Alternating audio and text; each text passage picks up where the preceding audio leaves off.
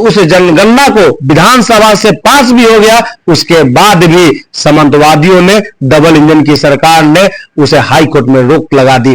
तो नेता लालू यादव जी ने सामाजिक न्याय किया, पिछड़ों के साथ, दलितों के साथ, शोषितों के साथ, वंचितों के साथ, अकलियत के साथ, और उन्हें बैठने और बोलने का अधिकार दिया।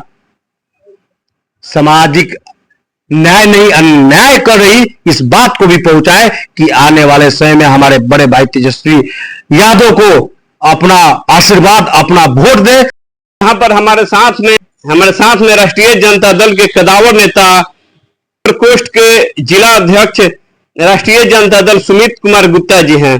कल सामाजिक न्याय परिचर्चा का आयोजन बनियापुर विधानसभा क्षेत्र में किया गया था। इसके आयोजक सुमित कुमार गुप्ता जी थे, जो इस कार्यक्रम की अध्यक्षता की है। आखिर कौन सी ऐसी परिस्थिति उत्पन्न हो गई कि सामाजिक न्याय परिचर्चा आयोजन करना पड़ा? आइए, आपका ए न्यूज बिहार में स्वागत है। विनय जी, बहुत बहुत धन्यवाद कि आपने यहाँ पे आने का कष्ट उठाया और धरातल पे आप घूम घूम कर अधिकांश मुद्दे को ए न्यूज के दर्शकों तक पहुंचा रहे हैं। और साथ ही साथ मैं ए न्यूज के तमाम श्रोतागण दर्शकों को भी मेरा नमस्कार, मेरा प्यार। आपका क्वेश्चन था कि किस प्रकार मतलब कि सामाजिक अन्याय हो रहा है, कि सामाजिक न्याय पे आप लोग चर्चा किए। अधिकांश पूरे बिहार के प्रदेश के विभिन्न कोना और पंचायत और विधानसभा में ये डबल इंजन की सरकार ने कभी न्याय की ही नहीं, ना ही मतलब उस नौजवान साथियों के साथ न्याय की जो मतलब कि बीपीएससी के रिजल्ट के लिए अधिकांश मतलब धरना पे शांतिपूर्वक बैठे थे। आपने देखा होगा कि उनके ऊपर पानी भी फेंका गया, डंडा भी चलाया गया। सामाजिक न्याय की आप बात कर रहे हैं। सामाजिक न्याय की चर्चा इसलिए बहुत जरूरी है कि कुछ दिन पहले ही जब हमारी सरकार 17 महीना की सरकार थी, हमारी पार्टी की सरकार, जिसमें 500 करोड़ रुपया लगाकर जनगणना करवाई हमारी सरकार ने, और उस जनगणना को विधानसभा से पास भी हो गया, उसके बाद भी सामंतवादियों ने, डबल इंजन की सरकार ने उसे हाई कोर्ट में रोक लगा दी। तो कहां से आपको दिखाई दे रहा है कि हां, ये सरकार न्याय कर रही है? ये तो अन्याय ही रहा है। लेकिन हमारा ये सब विषय नहीं था। ये सब विषय था भी और नहीं भी, इससे भी महत्वपूर्ण विषय था, जिसमें हमारे बड़े नेता और बिहारी चौधरी, जो विधानसभा के पूर्व अध्यक्ष, वो आए थे। हमारे वरिष्ठ नेता ताती साहब आए थे। हमारे वरिष्ठ विधायक राजेश कुशवाहा जी आए थे। बहुत सारे नेतागण आए थे। हमारे प्रखंड के, हमारे जिला के हमारे बड़े भाई सुनील भाई आए थे। तमाम साथी आए, और उन लोगों का आने का मकसद और उन लोगों को सामाजिक न्याय के प्रति हम तमाम साथियों के बीच में जो वो लोग विचार दिए, जो सूत्र दिए, वो सूत्र इसलिए दिए कि अधिकांश टोला मोहल्ला, बूथ, प्रखंड, पंचायत में किस तरह भाईचारा की भावना को उत्पन्न करते हुए और अन्याय पे अन्याय जो ये डबल इंजन की सरकार कर रही है, इस चीज को बताना और उन्हें विश्वास दिलाना कि जिस प्रकार हमारे नेता लालू यादव जी ने सामाजिक न्याय किया, पिछड़ों के साथ, दलितों के साथ, शोषितों के साथ, वंचितों के साथ, अकलियत के साथ, और उन्हें बैठने और बोलने का अधिकार दिया, इस बात को जन जन तक पहुंचाए। और अभी वर्तमान में जिस प्रकार डबल इंजन की सरकार सामाजिक न्याय नहीं अन्याय कर रही, इस बात को भी पहुंचाए कि आने वाले समय में हमारे बड़े भाई तेजस्वी यादव को अपना आशीर्वाद, अपना वोट दे और उन्हें सत्ता में और गद्दी पर बैठाए, तभी बिहार विकसित होगा। प्रत्येक समाज को सामाजिक न्याय मिलेगी, हत्याएं रुकेगी, लूट रुकेगा, भ्रष्टाचार समाप्त होगा, और हमारे बड़े भाई तेजस्वी यादव के नेतृत्व में सिर्फ विकास से विकास होगा। बेरोजगारों को रोजगार मिलेगा, पलायन रुकेगा, अपराध मुक्त बिहार बनेगा, और बिहार विभिन्न प्रदेशों से नंबर 1 प्रदेश उनके नेतृत्व में ही आपको देखने को मिलेगा। इस संदेश को पहुंचाने के लिए कल का कार्यक्रम रखा गया था। सरना के साथ में जातीय सर्वे भी हुआ था, आर्थिक सर्वे भी हुआ था। उसमें सरकार के पास में रिपोर्ट पहुंचा। रिपोर्ट पहुंचने के बाद सरकार ने कहा कि यहाँ पर रहने वाले लोगों को की आर्थिक स्थिति जिनकी खराब है उनको रोजगार के लिए 2 लाख रुपया पूंजी के रूप में दिया जाएगा। आरक्षण का दायरा भी बढ़ाया गया था। केंद्र की सरकार या विरोधियों द्वारा उसे कोर्ट में जाकर के रुकवा दिया गया था और 2 लाख रुपया नहीं मिला। क्या कहना चाहेंगे? देखिए सर, आप तो बोले कि जातीय जनगणना जब हुई 17 महीने की सरकार में, और उसके बाद अभी अभी बोल रहे हैं कि हाँ सर्वे भी हुआ था और सर्वे में आर्थिक स्थिति पे भी सर्वे हुई थी। आप भली भांति जानते हैं, मैं तो उस मुद्दे पे नहीं जाऊंगा, तो बहुत बड़ा मुद्दा हो गया। लेकिन आपको ये जरूर मालूम होगा सर कि किसी भी जब समाज का शोषण होता था तो उसे की आर्थिक स्थिति देखकर नहीं होती थी। समाज में कुछ खास लोग समाज का शोषण उसकी जाति देखकर करते थे, आर्थिक देखकर नहीं।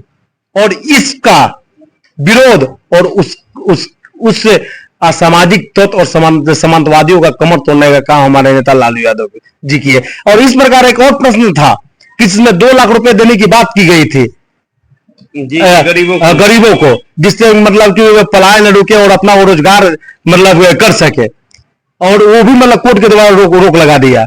ये 2 लाख का छोड़िए ना सर, ऐसा स्कीम आया उद्योग में कि 10-10 लाख रुपए सरकार दे रही है, लेकिन सरकार के ही कुछ मुनाइदे और कुछ मतलब कि बिचौलिए उसमें भी मतलब कि सरकार की सब्सिडी का पैसा खाकर और बोलते इस पदाधिकारी को देना, इसको देना है, नेता के पास पहुंचेगा, वो भी पैसा खा जा रहा है।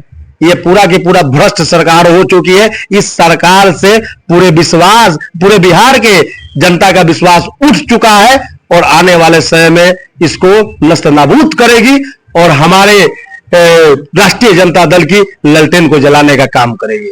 सर, यह जो केंद्र सरकार अभी जातीय जनगणना कराने की बात कहा है, क्या क्या कहना चाहेंगे इस पर? क्या सरकार की सोच है? देखिए, केंद्र सरकार जो जातीय जनगणना कराने की बात अभी कर रही है, यही केंद्र सरकार उस समय बोली थी कि हाँ अपने राज्य में जाकर अपना जनगणना करवाइए और जिसकी जितनी संख्या है उस अनुसार उस अनुपात में आरक्षण का सीमा को बढ़ा दीजिए। आज वही केंद्र सरकार के लोग कोर्ट में जाकर इसको रोक भी लगाए और फिर वही मतलब केंद्र सरकार जो बोल रही कि हम जातीय जनगणना मतलब कराएंगे, ये तो वही हाल हुआ। एक कहानी का उदाहरण देंगे कि बतख गया एक तालाब था और एक तालाब में पोखरा में, गांव में पोखरा बोलते हैं, उस पोखरा में बहुत मछलियां थी और बतख गया और बोला कि हाँ मछलियों को कि चलो चलो इससे बड़ा पोखरा वो है, उसमें तुम लोगों को लेकर चलती हूं क्योंकि ये पोखरा सूखने वाला है। मतलब समझ, बतख बोल रहा है कि चलो तुम लोग निकलो कि मैं खा जाऊं। तो बस केंद्र सरकार जो है वो अधिकांश पिछड़ा दलित, महादलित, अल्पसंख्यक, अकलियत तमाम लोगों को खाने का काम करती है। ये लोग सामंतवादी हैं, पूंजीवादी हैं, इनसे क्या अपेक्षा करेंगे कि ये लोग न्याय करेंगे? यही केंद्र की सरकार न थी जो बोल रही थी कि हाँ रेलवे का निजीकरण नहीं होगा। यही ना केंद्र की सरकार थी जो बोल रही थी कि हाँ हवाई चप्पल वाले को फ्लाइट में सफर करवाएंगे। आज देखिए इसे डबल इंजन की सरकार और केंद्र की सरकार जो मतलब कि मतलब क्या हम बताएं, मतलब इतना तो मतलब कि सीमा इतना जिस प्रकार सीमा केंद्र सरकार की अधिकांश वरिष्ठ नेता की जो सोच या यहां तक कहें कि जो विचार गिर चुका है, उतना विचार तो मतलब कि आज तक मतलब इतिहास में किसका एग्जाम्पल दे, किसी का गिरा ही नहीं। सर, बनियापुर विधानसभा से आप आते हैं और आपकी चर्चा काफी है क्षेत्र में कि आप विधानसभा चुनाव पिछले बार लड़े हैं और इस बार काफी जोरदार ढंग से तैयारी भी कर रहे हैं और यहाँ पर एक मजबूत परिवार का दबदबा है और ऐसा कहा जाता है कि उनके सामने बहुत बड़ी चुनौती होगी। उस चुनौती को कैसे स्वीकार कीजिएगा?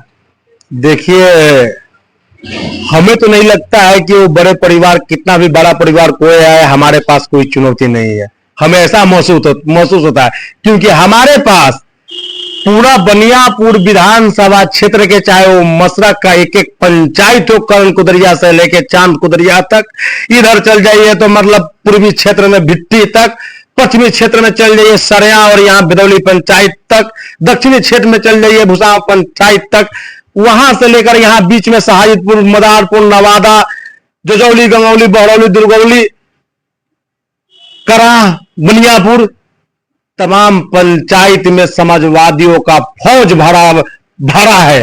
और तमाम समाजवादी विचारधारा के तमाम लोग, चाहे पिछड़ा, दलित, शोषित, वंचित, अकलियत, जितने भी लोग हैं हमारे साथ, जब वो लोग हैं तो कितना बड़ा से बड़ा चट्टान भी है तो समाजवादियों के सामने टिक नहीं सकता है। इसका जीता जाता उदाहरण हमारे राम मनोहर लोहिया दे चुके हैं, इसका जीता जाता उदाहरण कर्पूरी ठाकुर दे चुके हैं, इसका जीता जाता उदाहरण हमारे माननीय नेता लालू यादव दे चुके हैं। तो बड़ा से बड़ा पहाड़ को भी हम समाजवादी साथी मिलकर उसे नष्ट नबूद करेंगे और यहाँ पे समृद्ध बनियापुर बनाएंगे। बनियापुर के युवाओं को, चूंकि आप एक युवा हैं, क्या संदेश देना चाहते हैं युवाओं को? बनियापुर के तमाम हमारे युवा साथी जो अभी बेरोजगार है, जो अभी पढ़ाई कर रहे हैं, मैं इनके लिए रोजगार की व्यवस्था करूंगा कि इसी क्षेत्र, इसी बिहार में इनको रोजगार मिलेगा। उसके साथ साथ जो हमारे पढ़े लिखे भाई नहीं है, बड़े भाई जो विभिन्न प्रदेशों में पलायन कर रहे हैं, इन तमाम भाइयों को भी मैं लघु उद्योग के माध्यम से यहीं पे रोजगार देने का काम करूंगा और कि वो अपने साथ, अपने परिवार के साथ हंसी खुशी वो रह सकते हैं। बनियापुर को ये समझिए समृद्ध बनियापुर बनाऊंगा। जिस समय आप सुने होंगे जब गुप्त काल था, जब गुप्त वंश का शासक था तो पूरा मतलब देश स्वर्ण युग था, वैसे ही मैं बनियापुर को स्वर्ण काल बनाऊंगा। सुमित कुमार जी का कहना है कि मेरी जीत होती है बनियापुर से और मुझे टिकट मिलता है, मेरी जीत होती है तो यहाँ के युवाओं को इसी बनियापुर में रोजगार का अवसर दिया जाएगा, रोजगार दिया जाएगा, या बाहर में रोजगार के लिए नहीं जाना पड़ेगा। इस तरह खबर देखने के लिए बने रहिए। धन्यवाद।